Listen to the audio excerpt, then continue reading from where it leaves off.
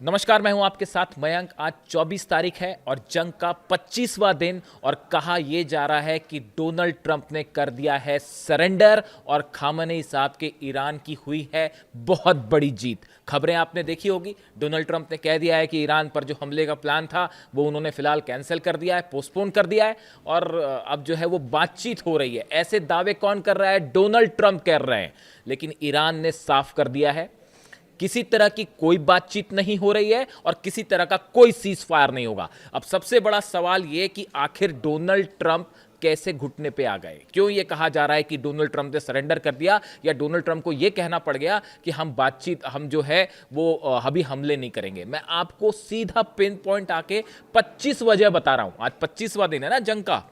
Khamenei साहब की जब शहादत हुई थी उसके बाद से लेके आज तक 25 दिन हो चुके हैं और 25 कारण गिनाता हूं मैं आपको पॉइंट टू पॉइंट कि क्यों ट्रंप ने जो है वो हमले का प्लान टाल दिया और क्यों जो है वो सीजफायर की बात करने लगे हैं ट्रंप, और कैसे ईरान की 25 जीत हुई है। गिनते जाइए। नंबर 1, ईरान के टारगेट पर थी अमेरिकन नेवी। अगर हॉर्मुज में एंटर करते तो खबरें आ रही थी कि अगर अमेरिकन कमांडोज हॉर्मुज पहुंचते तो ईरान की सेना की तरफ से वो पलटवार होता कि बड़ी कैजुअलिटी होती अमेरिकन सोल्जर्स की। पहली वजह। दूसरी, हॉर्मुज में सब तरफ माइंस बिछी हुई हैं और शायद और माइंस बिछाने की धमकियां दी गई ईरान की तरफ से कि अगर ऐसा लगता है कि आपकी फोर्सेस आएंगे तो हम और माइंस बिछा देंगे। यानी किसी भी तरह का नेवल ऑपरेशन इस पूरे इलाके में शुरुआत होने के पहले ही यह तय था कि वो कैंसिल होने वाला है, वो फेल होने वाला है। बात नंबर 2। बात नंबर 3, तीसरी बड़ी जीत मान लीजिए ईरान की, या तीसरी बड़ी वजह क्यों डोनाल्ड ट्रंप पीछे हट गए। 6 लाख ईरान के सैनिकों ने घेरना शुरू कर दिया था हॉर्मुज को और तैयार बैठे थे कि आप आइए और उसके बाद देखते हैं क्या करते हैं आपका हाल। तीसरी वजह। चौथी, ईरान ने धमकी दी थी कि अगर आपका यहां शुरू हुआ ऑपरेशन हॉर्मुज में तो हम पूरे हॉर्मुज को पूरी तरह से बंद कर देंगे। अभी तो फिर भी कुछ जहाज निकल जा रहे हैं, जो ईरान की फ्रेंडली कंट्रीज हैं उनके जहाज निकल जा रहे हैं। ईरान ने कहा था हम पूरी तरह से बंद कर देंगे। चौथी बड़ी वजह।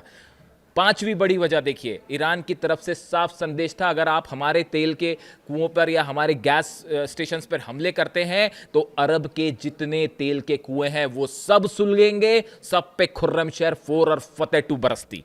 ये वजह है पांचवी। अब छठवीं देखिए, ईरान की तरफ से साफ कर दिया गया था अमेरिका ने हमला किया गैस ऑयल फील्ड पे तो जितने पानी के रिसोर्सेज हैं अरब में, चाहे सऊदी में हो, चाहे यूएई में हो, चाहे जॉर्डन में हो, चाहे कतर में हो, चाहे कुवैत में हो, सब के सब तबाह कर दिए जाएंगे और एक एक बूंद पानी को तरस जाता पूरा अरब। इसके अलावा अमेरिकी कंपनियों पर हमला। अरे नंबर तो गिनिए, जीत तो गिनिए, कितने हो गए? 1 2 3 4 5 6 7वां। हाँ, 7वां पॉइंट, 7वीं जीत। गिनिए गिनिए, जरूरी है गिनना। अमेरिकी कंपनियों पर चुन चुन के हमले की प्लानिंग थी ईरान की। जितनी मल्टीनेशनल फर्म्स हैं, चाहे यूएई में हो, चाहे दुबई में हो, अबू धाबी में हो, सब जगह पूरे अरब कंट्रीज पर निशाने पे ईरान के मिसाइल्स के निशाने पे थी मल्टीनेशनल फर्म्स और सब कंपनियां दबाव बना रही थी डोनाल्ड ट्रंप पे, अमेरिकन एडमिनिस्ट्रेशन पे कि बंद करिए इस जंग को वरना हम तबाह हो जाएंगे। 7वीं वजह। 8वीं, इजराइल के जितने परमाणु ठिकाने हैं वो सब के सब निशाने पर थे। डिमोना पर वार्निंग शॉट दिया गया था।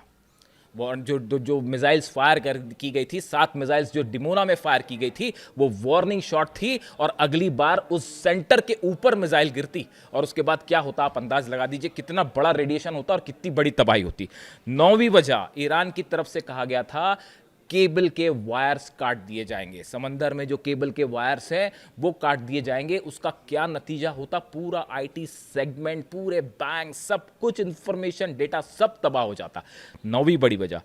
10वीं वजह, डिएगो गार्सिया सीधा निशाने पे था ईरान के। ईरान जब चाहता, देखिए 2 मिसाइल्स, ये भी कहा जा रहा है कि 2 आईआरबीएम फायर की गई, वो भी वार्निंग शॉट्स थे। अगर एक, वो तो 2 ही फायर की गई, अगर मान लीजिए एक साथ 20 मिसाइल्स फायर करते हैं तो फिर किसको किसको इंटरसेप्ट करते, और फिर डिएगो गार्सिया का क्या होता है। 10वीं वजह।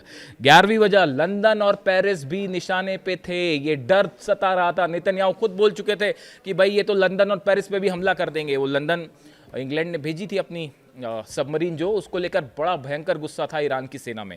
जो सबमरीन भेजी गई अरब सागर में जो है इस समय, उसको लेकर गुस्सा था कि अगर जो है इस सबमरीन से टॉमहॉक फायर की गई मिसाइल्स तो नतीजा होगा लंदन भी निशाने पर होगा, पेरिस भी निशाने पर होगा और बर्लिन भी निशाने पर होगा। 12वीं वजह, रेस्टोरेंट्स और होटल्स निशाने पर थे, पूरे अरब में, पूरे इजराइल में, पूरे मिडिल ईस्ट में। 12वीं वजह, 13वीं वजह, आईसीबीएम का खतरा सताने लगा था। ये कह रहे थे एक्सपर्ट कि कहीं ऐसा ना हो कि ईरान आईसीबीएम फायर कर दे और लेने के देने पड़ जाएं, इसीलिए ट्रंप को पीछे हटना पड़ा। 14वीं वजह, पूरे बैंक्स खतरे में थे, दुनिया भर के, पूरे मिडिल ईस्ट के बैंक्स तबाह होने का मतलब समझिए, इजराइल के बैंक्स तबाह होने का मतलब समझिए, पूरी इकॉनमी ठप। 14वीं वजह। 15वीं, शेयर बाजार जो है वो हाहाकार मचा हुआ था। शेयर बाजार में क्या, अमेरिका से लेके एशिया से लेके ईस्टर्न कंट्रीज से लेके सब तरफ शेयर मार्केट में हाहाकार मचा हुआ था और ट्रंप एडमिनिस्ट्रेशन पर दबाव था, अरे भाई कुछ तो करिए वरना सब तबाह हो जाएगा। और इसी की वजह से जब ट्रंप का बयान आया तो देखिए आप शेयर मार्केट ऊपर आने लगे। वो भी दबाव था ट्रंप के ऊपर कि भाई शेयर मार्केट खराब ना हो जाए कहीं। 16वीं वजह, प्रॉपर्टी के दाम धुआं, मतलब ऐसा लग रहा था कि सब कोलैप्स हो जाएंगे।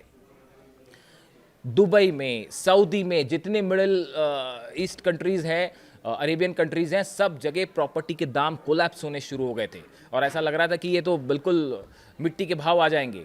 वहां से दबाव आना शुरू हो गया था डोनाल्ड ट्रंप के ऊपर कि भाई ये सेगमेंट क्या होगा। 17वीं वजह, फर्टिलाइजर्स के दाम आसमान छू रहे थे। पूरी दुनिया में जो फर्टिलाइजर आता है उसका 60% हिस्सा जो है वो हॉर्मुज से होकर गुजरता है और वहां से जहाज़ों के ना निकलने से पूरी दुनिया के एग्रीकल्चर पर इसका असर पड़ने जा रहा था और फर्टिलाइजर्स की सप्लाई रुक जाती। ये डर सता रहा था डोनाल्ड ट्रंप को और ये हो रही थी ईरान की वो जीत कि पूरी दुनिया की इकॉनमी घुटने पे आ रही थी। 18वीं बड़ी जीत ईरान की, और या ये कहें कि ट्रंप के झुकने की 18वीं वजह, पूरे इंटरसेप्टर मिसाइल्स खत्म होनी शुरू हो गई थी अमेरिका की और इजराइल की। जब इंटरसेप्टर मिसाइल्स ही नहीं देखा आपने किस तरह से हमले हुए, डिमोना पे रोक पाया। न्यूक्लियर सेंटर वाली अगर सिटी पर हमला हो रहा है और इजराइल नहीं रोक पा रहा है, उसी से समझ लीजिए पूरे इजराइल के आसमान में कब्जा है ईरान का, जो आईआरजीसी बार बार दावा कर रहा था। यह है 18वीं बड़ी जीत ईरान की और 18वां झटका अमेरिका और इजराइल को। 19वीं बात कर लीजिए आप, डिफेंस सिस्टम, जिस बड़े बड़े डिफेंस सिस्टम के दावे हुए, थार्ड के, पेट्रियट के, आयरन डोम के, एरो के, डेविड स्लिंग, सब के सब तबाह हुए। इनके ऊपर मिसाइल्स गिरी हैं, यानी जो डिफेंस सिस्टम का जो दम भरा जा रहा था वो डिफेंस सिस्टम धुआं कर दिए ईरान ने। ये 19वीं वजह है जिसके कारण डोनाल्ड ट्रंप पीछे हटे और ईरान की 19वीं जीत। आगे आइए और बढ़िए, जेरल्ड और अब्राहम लिंकन, ये दोनों जहाज एयरक्राफ्ट करियर जो है उनको पीछे हटना पड़ गया। जेरल्ड आर फोर्ड और अब्राहम लिंकन के दम पर ये भरा जा रहा था, दम दिखाया जाया जा रहा था अमेरिका की तरफ से कि ये वो जहाज़ हैं, ये तो चलते फिरते जंग के मैदान है और यहाँ से हम भेज के धुआं कर देंगे ईरान को। हालात ये हुए कि जेरल्ड आर फोर्ड खुद धुआं होगा और पता नहीं कहाँ है वो, अब जहाँ भी हैं वो जंग की हालत में नहीं रह कहा जा रहा है, और अब्राहम लिंकन भी पीछे भाग चुके हैं। तो ऐसे हालात में ये जो एक हवा था वो पूरी तरह से खत्म हो गया। 21वीं वजह पर आइए, अमेरिकी जेट बुरी तरह से तबाह हुए। आप देखिए 16 के तो दावे हो रहे हैं, जो 17 एक वहां भी तो गिरा है F-15, एक और गिरने की तस्वीरें सामने आ गई हैं। तो आप 17 पकड़ लीजिए, 17 अमेरिकी जेट तबाह हैं। ये तो वो हैं जिनकी जानकारी है, और दावे तो ये हो रहे हैं कि इसके अलावा कई जेट्स जो हैं वो तबाह हो चुके हैं अमेरिका के। 21वीं वजह, इतनी बड़ी एयरफोर्स को नुकसान के बाद जंग करना क्या मुनासिब है, सवाल ही नहीं उठता। आगे बढ़िए, 22वीं वजह, इतना भयंकर खर्चा हो रहा है अमेरिका का, अरबों डॉलर्स। जब आप और हम बात कर रहे हैं इस वीडियो के दौरान मैं जितनी देर का वीडियो बनाऊंगा उतनी देर में ही पता नहीं कितने करोड़ डॉलर्स जो हैं वो फूंक देगा अमेरिका यहाँ पे अपनी सैनिकों की जान बचाने में और अपने मिसाइल सिस्टम के ऊपर। इसके अलावा आप 22वीं वजह पे आइए, सत्ता परिवर्तन का जो ख्वाब देख रहा था अमेरिका वो पूरी तरह से फेल हो गया। अली खामेनी साहब को शहीद किया, उसके बाद ये सोच रहे थे कि शायद ईरान की सत्ता गिर जाएगी, वहाँ के लोग हार जाएंगे। कुछ भी नहीं हुआ, ऐसा कुछ भी नहीं हुआ। ईरान के बच्चे ने जवाब दिया कि हम अमेरिका से नहीं डरते, हम दुनिया में किसी से नहीं डरते, सिर्फ खुदा के आगे झुकेंगे और किसी के आगे नहीं झुकेंगे। यानी कि सत्ता परिवर्तन का जो प्लान था वो मतलब पूरी तरह से फेल हो गया। इससे बड़ा मिसकैलकुलेशन नहीं कर सकता था अमेरिका। 24वीं वजह, अब ये डर सताने लगा है कि कहीं अमेरिका में घुसकर हमले ना हो जाएं। अभी भी ये बात साफ नहीं है, वो हकीकत जो कल न्यूयॉर्क में जो हुआ, प्लेन से टकरा गया वो ट्रक, अभी भी उसको भी लेकर जो है कहा जा रहा है कि अमेरिका की तरफ से कहा गया है तो हादसा था, अभी भी सच्चाई नहीं पता। उधर इंग्लैंड में जो है वो यहूदियों पर हमले हो रहे हैं। इसके बाद हालात ये है, अगर आप इराक की बात करें, मैं आपको इराक की एक जानकारी देना चाहूँगा। इराक में जो एम्बेसी है अमेरिका की, उस अमेरिकी एम्बेसी को घेर के खड़े हुए हैं ईरान के समर्थक, जो मिलिशिया हैं वहाँ पे वो। और ये हालात है कि अमेरिकी जो वहाँ पे बचे हुए हैं वो बंधक वाली सिचुएशन में है, और कब ड्रोन गिर जाए, कब मिसाइल गिर जाए, वो तो समझ नहीं पा रहे हैं। तो बड़ी मुश्किल से ये इस तरह की बात कही गई है कि ठीक है हम पूरा छोड़ के जा रहे हैं यहाँ से, हम अपने पूरे सैनिक यहाँ से हटा देंगे, आप 24 घंटे का टाइम दीजिए। हकीकत ये है 24वीं बड़ी वजह कि डर सता रहा कहीं घर में घुस के हमला ना हो जाए। और 5वीं बड़ी वजह, जो अमेरिका के जितने बड़े एडवाइज़र्स हैं, जो ट्रंप के एडवाइज़र्स हैं, उन्होंने कहा अब और ईरान पर हमला मत करिए, वरना जब वो पलटवार करेगा तो फिर कहीं के नहीं रहेंगे, कुछ भी नहीं बचेगा। हकीकत ये है 25 दिन में मैंने आपको 25 जीत गिना दी है ईरान की, और इसमें से एक भी गलत हो तो बताइए। यही बात मैं शुरू से कह रहा था ईरान की मिसाइल्स भारी पड़ेंगी, आज वो भारी पड़ गई। ईरान के ड्रोन्स ने वो हाहाकार मचाया है, वो तो मैं भी आश्चर्यचकित रह गया। वो शाही ड्रोन के बारे में मैंने ना जाने कितने वीडियो बनाए और तमाम चीज़ें, मैं खुद हैरान हूँ। अमेरिका को और इसराइल का तो जो हाल है वो हाल है ही। आप देखिए जो मिसाइल्स IRBM, जब डिएगो गार्सिया पर मिसाइल फायर हो गई, देखिए ये बड़ा मिसकैलकुलेशन हो गया अमेरिका की तरफ से। उन्होंने ईरान की ताकत को समझा ही नहीं, पता नहीं किसकी एडवाइस पर यह हमला हो गया। और उसका जब नतीजा ये है, अब हकीकत अगर आप समझें, इस 25 दिन की जंग की हकीकत समझें, तो ईरान की 25 बड़ी जीत हुई हैं जो मैंने आपको अभी पर गिराई, और ये एकदम सच है। दुनिया का सबसे बड़ा शक्तिशाली कहलाने वाला देश, और साथ में सब देश खड़े हैं। अगर आप टोटल काउंट कर लें तो 22-23, कल मैं देख रहा था कोई चैनल पे चल रहा था, एक टीवी चैनल पे एक चल रहा था कि बोले 22 देश लड़ रहे हैं ईरान से। वो 22 देश पर भारी पड़ रहा है अकेला ईरान। पूरी दुनिया की इकॉनमी घुटने पर है, गैस पेट्रोल के दाम सब जो है पता नहीं कहाँ आसमान जाएंगे, कुछ पता नहीं। यानी हर तरह से अमेरिका की हार है, इजराइल की हार है। ना सत्ता परिवर्तन हुआ, ना कुछ परिवर्तन हुआ। और देखिए इतने सारे लीडर्स के असैसिनेशन के बाद बेहतरीन वॉर प्लानिंग, मतलब ईरान ने चारों खाने चित कर दिया अमेरिका को। वॉर प्लानिंग कितनी बेहतरीन देखिए। कहाँ तो इस तरह की बातें हो रही थी, लोग मुझसे कह रहे थे अली खामेनी साहब की जब शहादत हुई तो नेक्स्ट डे कह रहे थे यार अब तो कुछ बचा ही नहीं, सब खत्म हो जाएगा। मैंने उनको तभी कहा था कि खामेनी का ईरान है, अभी देखते जाइए आगे आगे क्या होता है।